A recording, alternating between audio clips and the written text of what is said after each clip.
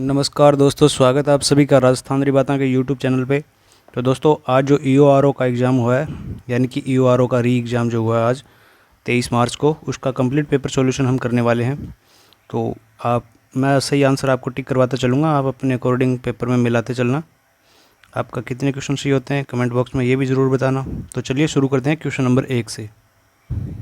पहला क्वेश्चन अपने पास है, अबेड़ा महल कहाँ स्थित है? तो इसका राइट आंसर हो जाएगा कोटा में।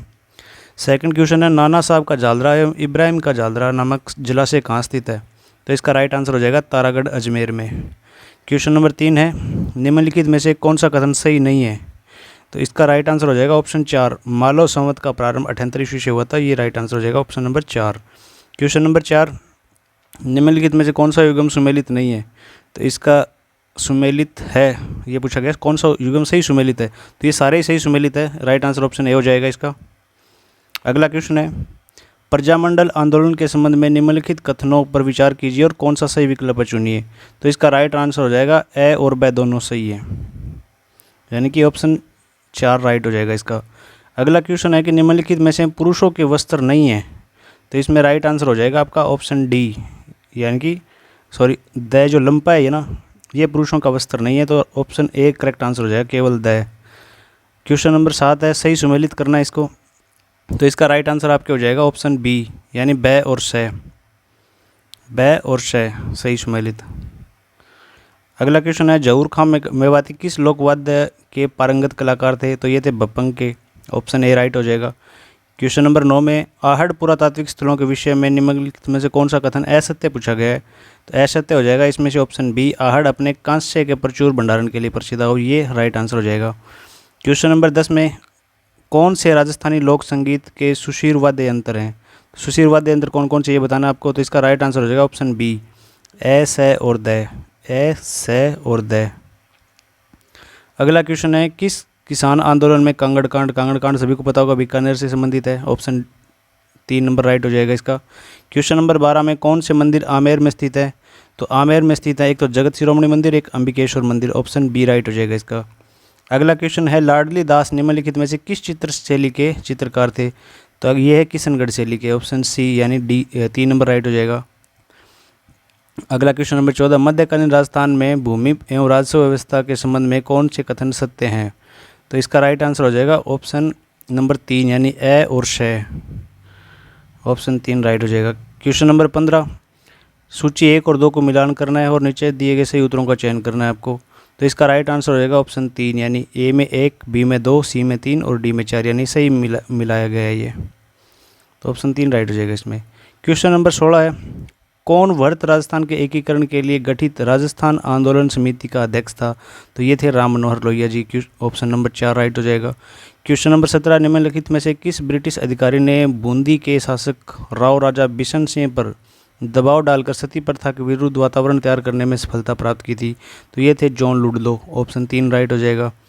क्वेश्चन नंबर 18, लोक देवता कल्लाजी राठौड़ की समाधि कहाँ स्थित है? तो कल्लाजी राठौड़ की समाधि चित्तौड़गढ़ में। ऑप्शन 4 राइट हो जाएगा।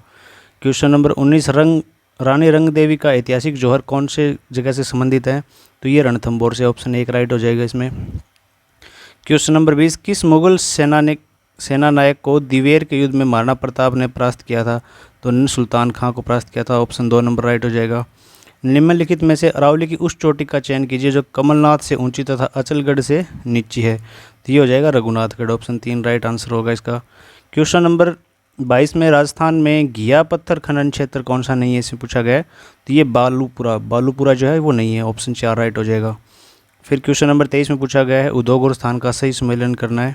तो इसमें सही है कांच भीलवाड़ा, सही सुमेलित नहीं है पूछा गया है। तो इसमें कांच जो है भीलवाड़ा का, ये सुमेलित नहीं है। ऑप्शन 3 राइट हो जाएगा। क्वेश्चन नंबर 24 में पूछा गया है कि नॉन कैल्साइट ब्राउन मृदा किन जिलों में पाई जाती है? यानी भूरी मृदा कौन से, नॉन कैल्साइट भूरी मृदा कौन से जिलों में पाई जाती है? तो इसका सही युग्म होगा प्रतापगढ़, डूंगरपुर तथा बांसवाड़ा। ऑप्शन 3 राइट हो जाएगा इसमें। क्वेश्चन नंबर 25, RRECL द्वारा प्रथम एवं द्वितीय व्यावसायिक पवन फार्म कहाँ स्थापित किए गए हैं? तो इसका राइट आंसर हो जाएगा जैसलमेर तथा अक्कल में। ऑप्शन 1 राइट होगा इसमें। सूची 1 और 2 को सम्मिलित करना और सही उत्तर का चयन करना है कूट को देखकर।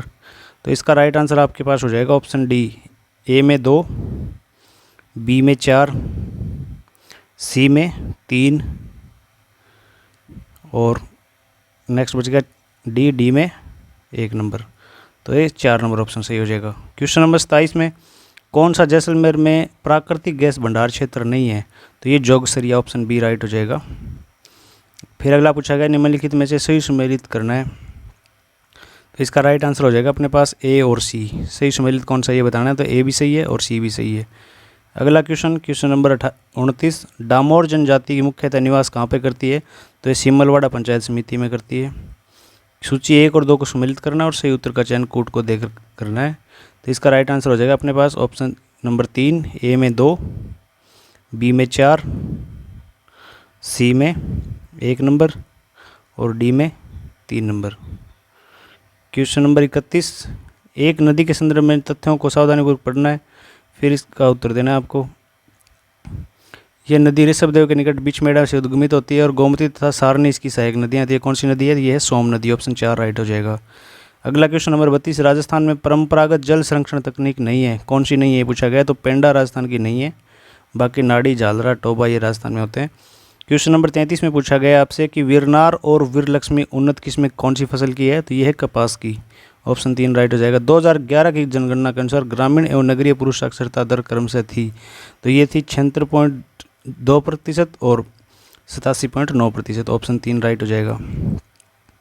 अगला क्वेश्चन नंबर 35, भारत की वन स्थिति रिपोर्ट 2021 के अनुसार वर्ष 2019 से 21 के आंकलन में निम्नलिखित में से किस जिले के समूह के वनाकरण में ऋणात्मक परिवर्तन हुआ है, तो ऋणात्मक परिवर्तन हुआ है जालोर और नागौर में, ऑप्शन 3 राइट हो जाएगा। अगला क्वेश्चन पूछा गया है कि राजस्थान में कौन से स्थान पर दक्षिण पूर्वी पठार प्रदेश का भाग नहीं है, दक्षिण पूर्वी पठार का भाग नहीं है, देवगढ़ और पिडमांट मैदान, ऑप्शन 4 सही हो जाएगा। क्वेश्चन नंबर 37 में फिर मिलान करने वाला है, इसका राइट आंसर हो जाएगा ऑप्शन नंबर 3, ए में 4, बी में 1, सी में 2 नंबर और डी में 3 नंबर। अगला क्वेश्चन है क्वेश्चन नंबर 38, सिद्धमुख नहर परियोजना से लाभान्वित जिले पूछेंगे, तो ये राजगढ़ और तारानगर हो जाएंगे चूरू जिले के। जयपुर, दौसा और टोंक किस पर्यटक परिपथ में सम्मिलित हैं, तो ये ढूंढाड़ पर्यटक सर्किट में आते हैं, ढूंढाड़ में जयपुर और दौसा, ऑप्शन बी राइट हो जाएगा इसमें। 40 नंबर क्वेश्चन में दक्षिण पश्चिमी मानसून के मौसम में प्राप्त औसत वर्षा की मात्रा के अनुसार राजस्थान के निम्नलिखित जिलों में से कौन सही ढंग से अवरोही क्रम में व्यवस्थित है पूछा गया है, तो यह है कोटा, झालावाड़ और उदयपुर, अवरोही यानी घटते हुए क्रम में, ऑप्शन 2 नंबर राइट हो जाएगा। लोकायुक्त राजस्थान निम्नलिखित में से किसके विरुद्ध शिकायतें नहीं सुन सकते, क्वेश्चन नंबर 41 का राइट आंसर हो जाएगा ऑप्शन नंबर 2, राजस्थान विधानसभा के सचिवालय के अधिकारियों कर्मचारी के विरुद्ध नहीं सुन सकते। अगला क्वेश्चन नंबर 42 अपने पास है, जिसमें पूछा गया 1458 में राजस्थान उच्च न्यायालय की जयपुर पीठ भारत सरकार द्वारा गठित एक समिति की सिफारिश पर समाप्त कर दी गई थी। इस समिति में निम्नलिखित में से कौन सदस्य नहीं था, तो इसका राइट आंसर होगा option number 3, Indranath Modi. Question number 43, Rajasthan Panchayati Raj अधिनियम की धारा 38 के बारे में बताना है, अधिनियम 1994 की धारा 38 के बारे में सही नहीं बताना है आपको, तो इसमें राइट आंसर होगा ऑप्शन नंबर 3, इस तरह हटाया गया अध्यक्ष राजस्थान समिति राज अधिनियम के अधीन 2 वर्षों तक चुनाव के योग्य नहीं होगा। नेक्स्ट क्वेश्चन नंबर 44 में मुख्यमंत्री भजनलाल शर्मा के विकसित भारत विकास राजस्थान दृष्टि के अंतर्गत अगले 5 वर्षों तक राजस्थान की अर्थव्यवस्था कितनी हो जाएगी, इसका राइट आंसर हो जाएगा 350 अरब डॉलर की अर्थव्यवस्था हो जाएगी। 45 नंबर क्वेश्चन में पूछा गया है सहकारी सोसाइटी अधिनियम 2001 के अनुसार एक सोसाइटी पंजीकृत कराने के लिए न्यूनतम कितने व्यक्तियों की आवश्यकता होती है, तो इसमें 15 हो जाएगी, ऑप्शन नंबर 4 राइट होगा। अगला है MSME पॉलिसी 2024 की मुख्य दृष्टि क्या है, तो इसका आंसर हो जाएगा ऑप्शन नंबर 4, राजस्थान में वैश्विक प्रतियोगी एवं स्थानिक प्रासंगिक MSME क्षेत्र विकसित सर्जित करना। क्वेश्चन नंबर 47, सूचना प्रौद्योगिकी नवाचार के रूप में RPSC द्वारा 2011 से सितंबर 2017 के बीच कितनी ऑनलाइन परीक्षाएं आयोजित कराई गई, तो ये थोड़ा कन्फ्यूजन वाला सा क्वेश्चन है, लेकिन इसका राइट आंसर 158 अपनी तरफ से है, बाकी आंसर की जाने के बाद ये कन्फर्म होगा कितनी मानते हैं ये, अभी तक तो 158 का आंकड़ा हमें मिला है। अगला क्वेश्चन अपने पास है लोक सेवाओं के प्रदान की गारंटी अधिनियम राजस्थान के बारे में कथनों पर विचार कीजिए और दिए गए कूट को सही उत्तर चयन कीजिए, तो इसका आपके पास राइट आंसर हो जाएगा ऑप्शन नंबर 1, केवल सी सही है इसमें से। इस अधिनियम को राज्य विधानसभा द्वारा भारत सरकार के गणतंत्र के 62वें वर्ष में पारित किया गया था। Question number 49, national service volunteer scheme NSVS एवं राष्ट्रीय सद्भावना योजना RSY को मिलाकर किस योजना के क्रियान्वयन किया गया था? तो ये हो जाएगा national youth corps, option B. Rajasthan के राज्यपाल की अध्यादेश निर्माण की शक्ति के संबंध में कौन सा कथन गलत पूछा गया है? तो ये हो जाएगा 2021 से 23 के बीच राजस्थान के राज्यपाल द्वारा पारित किए गए अध्यादेश का केवल एक उदाहरण है, ऑप्शन 2 नंबर राइट होगा। क्वेश्चन नंबर 51 पे चलते हैं। मौलिक अधिकारों के बारे में सही कथन सही पूछा गया है, तो इसका राइट आंसर आपके पास हो जाएगा कुछ मौलिक अधिकार केवल नागरिकों को दिए गए हैं, कुछ मौलिक अधिकार कार्यपालिका विरुद्ध संबंधित हैं लेकिन विधायिका पर प्रतिबंधित नहीं होते हैं, ये भी सही है, ये भी सही है। कुछ मौलिक अधिकारों का उद्देश्य विधायी शक्ति पर निरपेक्ष प्रतिबंधित है, कुछ सभी मौलिक अधिकार राज्य के विरुद्ध तथा साथ ही निजी व्यक्तियों के द्वारा हनन के विरुद्ध भी हैं, ये गलत हो जाएगा। 1, 2 और 3 सही होंगे। 1, 2 और 3 कौन से ऑप्शन में? ऑप्शन नंबर 3 में राइट हो जाएगा आपका। क्वेश्चन नंबर 52, राजस्थान राज्य चुनाव आयोग के संबंध में से कौन सा कथन गलत है, ये पूछा गया है, तो इसका आपके पास राइट आंसर हो जाएगा ऑप्शन नंबर 4। राज्य चुनाव आयुक्त को राजस्थान सरकार या भारत सरकार के शासन सचिव या समान वेतन श्रृंखला के समकक्ष पद का न्यूनतम 5 साल का अनुभव होना चाहिए, ऑप्शन 4 राइट होगा इसमें। क्वेश्चन नंबर 53, कौन नीति आयोग का एक संलग्न कार्यालय है जो कठोर डेटा संचालित, नागरिक केंद्रित और परिणाम संचालित कार्यक्रम प्रबंधन और नीति निर्माण का समर्थन करता है? तो इसका आपके पास राइट आंसर हो जाएगा option number 4 DMEO। Question number 54, किस संविधान संशोधन के परिणाम स्वरूप भारत का निर्वाचन आयोग संसद और राज्यों के विधानमंडल के निर्वाचनों से उद्भूत या संसक्त संदेहों और विवादों के निर्णय के लिए निर्वाचन न्यायाधिकरण की नियुक्ति नहीं कर सकता? इसका राइट आंसर होगा ऑप्शन नंबर 3 44वें संविधान संशोधन। क्वेश्चन नंबर 55, राजस्थान सभा के संबंध में निम्नलिखित में से कौन सा कथन सही नहीं है? तो पहला ही सही नहीं है। 1970 में इंदिरा गांधी के प्रधानमंत्रित्व काल में राज्यसभा में महिला सदस्यों की संख्या सबसे अधिक थी। क्वेश्चन नंबर 56 अपने पास है, संविधान सभा के संबंध में कौन से कथन गलत हैं? तो इनमें से कौन कौन से कथन गलत है? इसमें से कथन गलत है एक तो C और एक और D। हाउस कमेटी के अध्यक्ष राजेंद्र प्रसाद थे और एक है पश्चिम बंगाल का प्रतिनिधित्व 29 सदस्यों ने किया था, तो ऑप्शन नंबर 2 हो जाएगा इसमें। प्रस्तावना से संबंधित निम्नलिखित में से कौन सा कथन गलत है? नीचे दिए कूट में से उत्तर का चयन करना है। प्रस्तावना के संबंध में पूछा गया है, तो इसमें से कौन सा कथन गलत है ये पूछा गया आपसे। तो इसमें कथन एक तो सज्जन सिंह मामले में सुप्रीम कोर्ट ने माना कि प्रस्तावना निर्माताओं के दिमाग की कुंजी थी, एक तो ये गलत हो जाएगा। एक बेरुआरी में सुप्रीम कोर्ट ने कहा था कि प्रस्तावना ज्ञान विचार की छाप थी, सटीकता से चिन्हित थी और संविधान के निर्माताओं ने इसे महत्व दिया था, एक ये गलत हो जाएगा। तो 1 और 2 दोनों गलत हैं, ऑप्शन बी राइट हो जाएगा आपका। अगला क्वेश्चन है, भारतीय संविधान के बारे में कथन सही है, निम्नलिखित कूट में से उत्तर का चयन कीजिए। सही कथन पूछा गया है, कौन कौन से हैं? तो इसका आपके पास राइट आंसर हो जाएगा भारतीय संविधान न्यायिक सर्वोच्चता की अमेरिकी व्यवस्था एवं संसदीय सर्वोच्चता ब्रिटिश का रास्ता अपनाता है, ये सही है। भारतीय संविधान संसदीय सर्वोच्चता के ब्रिटिश सिद्धांत के स्थान पर सीमित सरकार के अमेरिकी सिद्धांत को प्राथमिकता देता है, ये भी सही है। और भारतीय संविधान कानून की उचित प्रक्रिया सिद्धांत के स्थान पर कानून द्वारा स्थापित प्रक्रिया के सिद्धांत का अनुसरण करता है, ये भी सही है। यानी 1 और 2 3 तीनों सही है, 1 2 3 तीनों सही है, ऑप्शन नंबर 4 सही हो जाएगा आपका।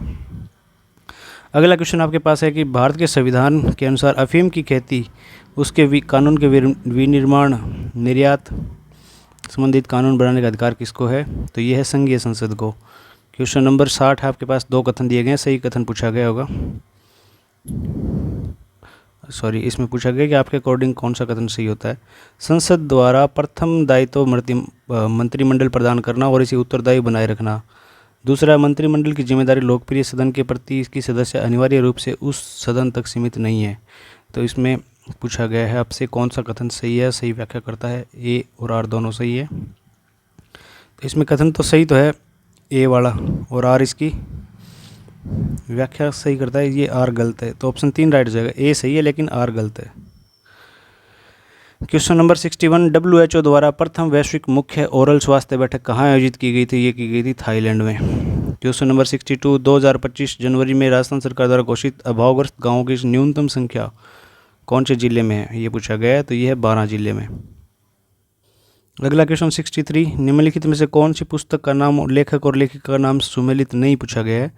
तो ये राइट आंसर हो जाएगा citizen, my life after the white house, G.W. Bush की नहीं है ये। अगला क्वेश्चन 64, ICC अंडर 19 महिला T20 विश्व कप 2025 के संदर्भ में कथनों पर विचार कीजिए। इसका आयोजन सिंगापुर में किया जाएगा। इस टूर्नामेंट में भारत ने अपने सभी मैच जीते हैं। इस टूर्नामेंट के फाइनल में गोगांडी त्रिशा को प्लेयर ऑफ द मैच चुना गया। इस टूर्नामेंट की player of the tournament Vaishnavi Sharma को चुना गया और इस टूर्नामेंट के सेमीफाइनल में भारत ने इंग्लैंड को हराया। तो इसमें ये लास्ट वाले दो सही हैं, यानी केवल एक तो ये 2 नंबर और एक डी 4 नंबर ये सही है, तो बी और डी सही हो जाएगा इसमें। अगला क्वेश्चन आपके पास क्वेश्चन नंबर 65 2024 के लिए राष्ट्रीय गोपाल रत्न पुरस्कार 26 नवंबर 2024 को दिए गए थे। सर्वश्रेष्ठ कृत्रिम गर्भाधान तकनीशियन श्रेणी में द्वितीय पुरस्कार प्राप्त करने वाले व्यक्ति कौन थे? तो ये थे वीरेंद्र कुमार सैनी, हनुमानगढ़ के निवासी थे। क्वेश्चन नंबर 66 में आपसे पूछा गया कि किसको दिव्यांगजनों को सशक्त बनाने में सम्मिलित संस्थानों के लिए राष्ट्रीय पुरस्कार 2024 को दिव्यांगजनों के लिए सर्वश्रेष्ठ नियोक्ता श्रेणी में पुरस्कार दिया गया? तो ये दिया गया था जोमेटो को। क्वेश्चन नंबर 67 नवंबर 2024 में C-DOT ने एक संस्थान के साथ 5G ग्रामीण कनेक्टिविटी के लिए पॉलीमर आधारित कम लागत वाले मिलीमीटर एवं वेव ट्रांसीवर के निर्माण के लिए एक समझौते पर हस्ताक्षर किए थे। नीचे दिए गए विकल्पों में सही संस्थान यानी कौन सी संस्था के साथ समझौता किया था? तो ये IIT रुड़की के साथ किया था। ऑप्शन नंबर 2 राइट हो जाएगा। अस्मिता महिला लीग के संबंध में कथनों पर विचार कीजिए और सही विकल्प चुनिए। भारतीय खेल प्राधिकरण ASI राष्ट्रीय खेल महासंघ NSF के सहयोग से खेलो इंडिया अस्मिता महिला लीग आयोजित करता है। क्वेश्चन नंबर ऑप्शन बी है कि 2024 में कुल 127 अस्मिता महिला लीग आयोजित की गई। और सी है कि अस्मिता योगासन लीग राष्ट्रीय 2024-25 का आयोजन 5 से 7 जनवरी 2025 तक नई दिल्ली में किया गया। तो इसमें केवल पहला और तीसरा ये 2 सही हैं। ये ऑप्शन आपका 4 नंबर राइट हो जाएगा। ऑप्शन नंबर 4 सही होगा इसमें क्वेश्चन नंबर 68 में। अगला क्वेश्चन 69 नवंबर 2024 में बोत्सवाना का राष्ट्रपति कौन निर्वाचित किया गया? तो ये थे Duma Boko. Option 2 number right हो जाएगा इसमें आपका। अगला क्वेश्चन है 70 नंबर निम्नलिखित में से कौन BBC young sports personality of the year 2024 के टॉप 3 में सम्मिलित नहीं है? तो इसमें सम्मिलित नहीं है एलेक्स स्कॉट, बाकी ये तीनों सम्मिलित हैं। क्वेश्चन नंबर 71 अक्टूबर 2024 में भारत के प्रधानमंत्री ने बंजारा विरासत संग्रहालय का उद्घाटन किस राज्य में किया था? तो इन्होंने महाराष्ट्र में। ऑप्शन 3 नंबर सही हो जाएगा इसमें। 72 में 38वें राष्ट्रीय खेल 2025 में भारोत्तोलन स्पर्धा की 109 किलोग्राम श्रेणी के अंतर्गत कथनों पर विचार कीजिए। इसमें ऑप्शन ए में है कि राजस्थान के हरचरण सिंह ने कुल 387 किग्रा वजन उठाकर स्वर्ण पदक प्राप्त किया।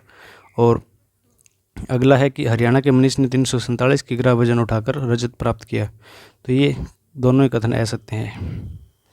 अगला क्वेश्चन आपका निम्नलिखित में से कौन सा देश राइजिंग राजस्थान ग्लोबल इन्वेस्टमेंट 2024 का साझेदार पार्टनर नहीं था? तो ये था तुर्की। ऑप्शन 3 सही हो जाएगा आपका। अगला क्वेश्चन 74 किस फिल्म ने 55वें भारतीय अंतर्राष्ट्रीय फिल्म महोत्सव में गोल्डन पीकॉक पुरस्कार जीता था? तो ये जीता था टॉक्सिक ने। 75 में है कि 6 दिसंबर 2024 को राजस्थान की कैबिनेट के निर्णय के अनुसार राजस्थान में कितने नए केंद्रीय विद्यालय खोले जाएंगे? ये 9 खोले जाएंगे। ऑप्शन 2 नंबर राइट हो जाएगा। अगला है अक्षत ऊर्जा क्षमता के लिए कॉलम 1 और 2 का सही मिलान करना है 10 अक्टूबर 2024 तक के अनुसार डाटा के अनुसार बनाना है आपको। तो इसका राइट आंसर हो जाएगा 1। राजस्थान में कितने हैं अक्षत ऊर्जा के? तो राजस्थान में यहाँ ये 29.98%। फिर आपके पास अगला है तमिलनाडु में ये राजस्थान में कितने हो जाएंगे? राजस्थान में आपके पास सही है ये 2.98% और तमिलनाडु में 22.37% और कर्नाटक में 23.70। आपका राइट आंसर हो जाएगा ऑप्शन बी। नई दिल्ली में 25 नवंबर 2024 को संपन्न GI एंड बियॉन्ड 2024 शिखर सम्मेलन का आयोजन किया गया भारत सरकार के किस मंत्रालय द्वारा किया गया था? तो ये किया गया था वस्त्र मंत्रालय के द्वारा, टेक्सटाइल इंडस्ट्री के द्वारा, मिनिस्ट्री ऑफ टेक्सटाइल द्वारा। भारतीय वायुसेना के पश्चिमी वायु कमान के कमांडरों का 2 दिवसीय सम्मेलन 6 से 7 दिसंबर 2024 को किस स्थान पर आयोजित किया गया? ये किया गया था आपके नई दिल्ली में। ऑप्शन 1 सही हो जाएगा इसमें। अगला है IBSF विश्व बिलियर्ड्स चैंपियनशिप 2024 के लिए कथनों पर विचार करना और सही कथन का चुनाव करना आपको। तो इसमें चैंपियनशिप 2 में आयोजित की गई थी। भारत के पंकज अडानी ने फाइनल में सिंगापुर के पीटर गिलक्रिस्ट को हराया था और भारत के सौरव कोठारी ने चैंपियनशिप में कांस्य पदक जीता था। तो इसमें आपका केवल सही एक तो ये चैंपियनशिप 2 में आयोजित की गई थी और ये भारत के गौरव कोठारी ने चैंपियनशिप में ब्रॉन्ज मेडल यानी कांस्य पदक जीता था। तो आपका राइट आंसर हो जाएगा ऑप्शन नंबर 1। अगला क्वेश्चन आपके पास, एडोल्फ उर्सो ने द्विपक्षीय सहयोग को बढ़ावा देने के लिए दिसंबर 2024 में भारत की आधिकारिक यात्रा की थी। यह निम्नलिखित में से किस देश के वरिष्ठ मंत्री हैं? ये इटली के वरिष्ठ मंत्री हैं। ऑप्शन नंबर 1 सही हो जाएगा।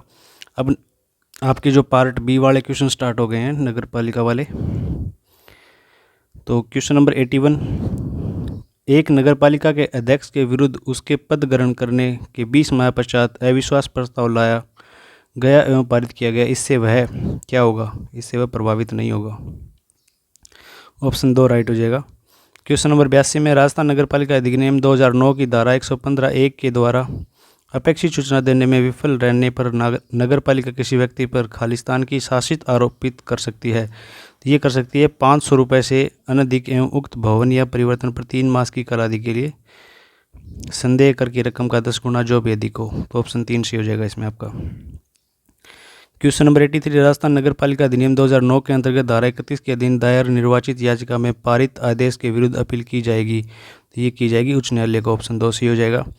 अगला क्वेश्चन, राजस्थान नगर पालिका अधिनियम 2009 के अंतर्गत नगर पालिका कर निर्धारण के लिए कर निर्धारकों की नियुक्ति की जाएगी। तो ये हो जाएगा राज्य सरकार द्वारा। अगला है, राजस्थान नगर पालिका अधिनियम 2009 के अंतर्गत किसी भी रेलवे लाइन के आर पार कोई पाइप या नाली ले जाने या जल आपूर्ति से संबंधित कार्य किए जाने के लिए रेलवे प्रशासन को सूचित किए जाने का प्रावधान है। कौन सी धारा में है? तो ये है आपके धारा 220 में। ऑप्शन बी राइट हो जाएगा।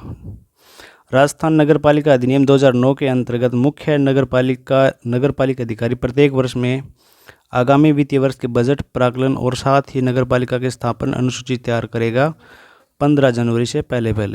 ऑप्शन 1 सही हो जाएगा इसमें। राजस्थान नगर पालिका अधिनियम 2009 के अंतर्गत संपत्ति की कुर्की विक्रय हेतु जारी किए जाने वाले वारंट पर हस्ताक्षर किए जाएंगे मुख्य नगर पालिका अधिकारी द्वारा। राजस्थान नगर पालिका सामग्री का क्रय और अनुबंधन नियम 1974 के अंतर्गत क्रय अधिकारी पर्दाय स्वीकार या अस्वीकार करने के बारे में अपना निर्णय प्रदान की प्राप्ति के खालिस्तान भीतर करेगा, यानी कि 1 सप्ताह के भीतर करेगा। 1 सप्ताह वाले काफ़ी आंसर है इसमें। राजस्थान नगर पालिका अधिनियम 2009 के अंतर्गत एक वित्त आयोग नगर पालिकाओं की वित्तीय स्थिति का पुनरावलोकन करेगा और सिफारिश करेगा। किसको सिफारिश करेगा? राज्यपाल को। ऑप्शन 4 सही हो जाएगा 89 में। अगला क्वेश्चन है, राजस्थान नगर पालिका अधिनियम 2009 के अंतर्गत नगर पालिका चुनाव में कोई व्यक्ति चुनाव लड़ सकता है केवल एक वार्ड से। ऑप्शन 2 सही हो जाएगा इसमें। नगर पालिका के अध्यक्ष ने तृतीय बच्चे के जन्म के तथ्य की सूचना दिए बिना साधारण सभा के अध्यक्ष की बैठक की कार्रवाई मानी जाएगी। धारा 62(1) के अंतर्गत संरक्षित। अगला क्वेश्चन 92, नगर पालिका अधिनियम 2009 के अंतर्गत सार्वजनिक मार्ग की नियमित लाइन के संबंध में नगर पालिका द्वारा पारित आदेश से व्यथित व्यक्ति अपील कर सकेगा जिला कलेक्टर को। अगला क्वेश्चन है आपका, राजस्थान नगर पालिका समितियों की शक्तियां, कर्तव्य और कर्तव्य नियम 2009 के अंतर्गत नगर पालिका की समितियों का गठन किया जाता है साधारण सामान्य बैठक में। क्वेश्चन नंबर 94, राजस्थान नगर पालिका समग्र का क्रय और अनुबंधन नियम 1974 के अंतर्गत असफल निविदाओं को अग्रिम रकम का प्रतिदाय निविदाओं के अंतिम निपटारे खालिस्तान के भीतर किया जाएगा। तो ये 7 दिन के भीतर। अगला क्वेश्चन 95, नगर पालिका बोर्ड के कार्यपालक समिति का सचिव किसे नियुक्त किया जाएगा? तो मुख्य नगर पालिका अधिकारी को। अगला है कि राजस्थान नगर पालिका अधिनियम 2009 के अंतर्गत किसी नगर पालिका का परिसीमन निर्धारण करने का अधिकार निहित है। तो यह है राज्य सरकार में। क्वेश्चन नंबर 97, राजस्थान नगर पालिका अधिनियम 2009 के प्रावधानों के अंतर्गत किसी नगर पालिका में वार्डों की न्यूनतम संख्या कितनी है? 13। अगला क्वेश्चन है कि राजस्थान नगर पालिका अधिनियम 2009 के अंतर्गत किसी एक नगर पालिका आवासन परियोजना के लिए भूमि क्रय करती है तो उसे आर्थिक रूप से कमजोर वर्ग व निम्न आय समूह के लोगों को रियायती दरों पर अनिवार्य रूप से कम कितने प्रतिशत भूखंड आवंटित होंगे? तो ये होंगे भूखंडों का 20%। ऑप्शन 3 से हो जाएगा इसमें। अगला 99 है कि राजस्थान नगर पालिका अधिनियम 2009 के अध्याय 13 के अंतर्गत लोक उपताप के लिए अभियोजन का निर्देश कौन दे सकेगा? ये दे सकेंगे मुख्य नगर पालिका अधिकारी।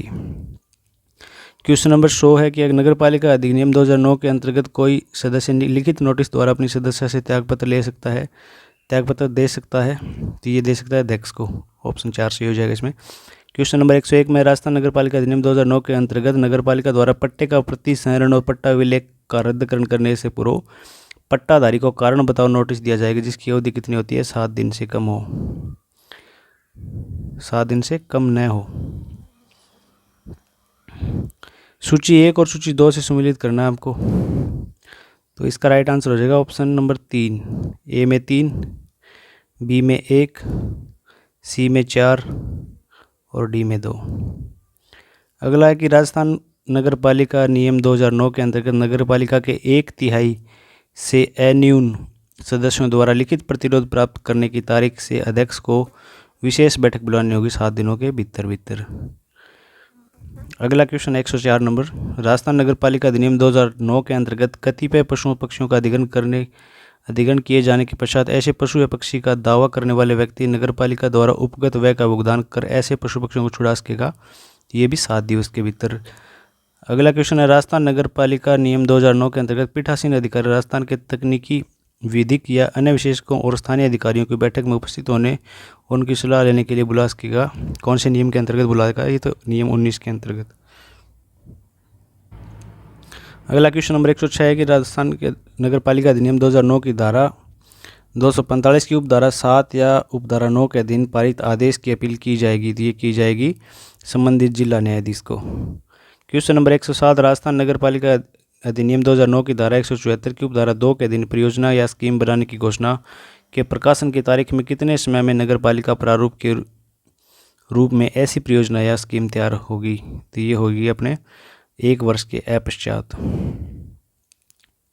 संपत्ति के विरूपण का अपराध खालिस्तान है, तो ये है ये संज्ञेय और जमानती है। राजस्थान नगर पालिका अधिनियम 2009 की धारा 245(19) के अंतर्गत नगर पालिका की ओर से दाखिल प्रथम सूचना रिपोर्ट की तिथि से कालावधि के भीतर अन्वेषण पूर्ण किया जाएगा। तो ये 3 माह की अवधि के भीतर।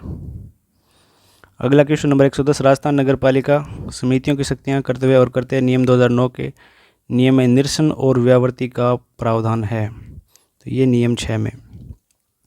प्रधानमंत्री आवास योजना शहरी 2.0 के तहत राजस्थान के लाभार्थी आधारित निर्माण BLC श्रेणी में केंद्र सरकार द्वारा दी जाने वाली सहायता कितनी है? ये पूछा गया है। तो यह है 1.5 लाख रुपये प्रति आवास। क्वेश्चन नंबर 112, राजस्थान में हृदय योजना के अंतर्गत विकास के लिए कितने शहर या शहरों की पहचान की गई थी? तो 1 शहर की गई थी। क्वेश्चन नंबर 113, राजस्थान में दीनदयाल अंत्योदय योजना राष्ट्रीय शहरी आजीविका मिशन गरीब शहरी महिलाओं को आत्मनिर्भरता प्राप्त करने में किस प्रकार सहायता करती है? तो ये करती है उनको स्वयं सहायता समूह बनाकर क्रेडिट तक पहुंचाने में आसानी बनाकर। क्वेश्चन नंबर 114, थीम क्षेत्रों में एक सूची नीचे दी गई है। भौतिक अवसंरचना, संस्थागत अवसंरचना, आर्थिक बुनियादी ढांचा और सामाजिक बुनियादी ढांचा हृदय योजना के मोटे तौर पर उपरोक्त में से किस थीम क्षेत्र पर केंद्रित है? तो ये सभी क्षेत्रों पर केंद्रित है। क्वेश्चन नंबर 115 है, स्वच्छ सर्वेक्षण 2024 के 9वें संस्करण के संबंध में कथनों पर विचार करना है। एक विशेष श्रेणी स्वच्छ लीग को प्रारंभ किया गया है। शहरों को अत्यंत लघु, मध्य वर्ग तथा मिलियन प्लस श्रेणियों में विभाजित किया गया है। स्वच्छतम शहरों के मध्य प्रतिस्पर्धा की एक नई अवधारणा शुरू की गई है। तो आपका राइट आंसर हो जाएगा ऑप्शन बी और ऑप्शन सी। अगला क्वेश्चन नंबर 116, सूची 1 और 2 को सम्मिलित करना है और कूट का सही उत्तर देना है आपको। तो इसका आपके पास राइट आंसर हो जाएगा ऑप्शन नंबर 3। 1 में तो हो जाएगा आपके 4,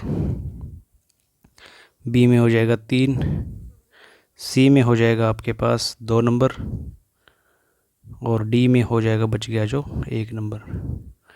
अगला क्वेश्चन है 117 नंबर, स्वच्छ सर्वेक्षण 2023 के अंतर्गत निम्नलिखित में से शहर की स्वच्छता व्यवस्था में कौन से प्राथमिक प्रचलन है? सौंदर्यीकरण, अपशिष्ट निस्तारण, शौचालय की व्यवस्था और नागरिकों के मध्य स्वच्छता के लिए जागरूकता। तो ये आपके पास सी और डी, ऑप्शन नंबर 3 राइट हो जाएगा आपके पास।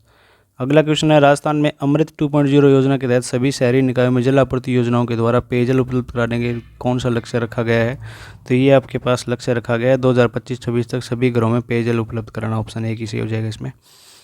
अब बच गए लास्ट के 2 क्वेश्चन। अमृत योजना 2.0 के तहत 1 लाख से अधिक किंतु 10 लाख से कम जनसंख्या वाले शहरों में केंद्र सरकार का हिस्सा कितना है? तो यह 33.33%। और क्वेश्चन नंबर 120 में राष्ट्रीय शहरी आजीविका मिशन में से संबंधित निम्नलिखित कथनों पर विचार करना है। कथन 1 में क्या दिया गया कि स्वर्ण जयंती शहरी रोजगार योजना को दीनदयाल अंत्योदय योजना राष्ट्रीय शहरी आजीविका मिशन के रूप में पुनर्निर्मित किया गया है और इस मिशन को शहरों के विकास हेतु स्वच्छ व सुस्थिर पर्यावरण देने के उद्देश्य से शुरू किया गया है। तो आपका है कि कथन 1 तो सही है इसमें और ये गलत है। कथन 1 सत्य है लेकिन कथन बी है सत्य है। तो ये सारे हो गए आपके 120 क्वेश्चन। आप कमेंट करके बताना कि आपका कितना स्कोर बना रहा है, क्या स्कोर आपने बनाया है इस एग्ज़ाम में। अगर वीडियो आपको स्कोर ये पेपर सॉल्यूशन की अच्छी लगी हो तो इसको लाइक करना, आपके जिस दोस्त ने नहीं मिला है उसके साथ शेयर करना, ताकि वो भी अपने आंसर जान सके और अपना स्कोर जान सके, कितना स्कोर बनाया उसने भी। तो वीडियो देखने के लिए आपका धन्यवाद। जय राजस्थान।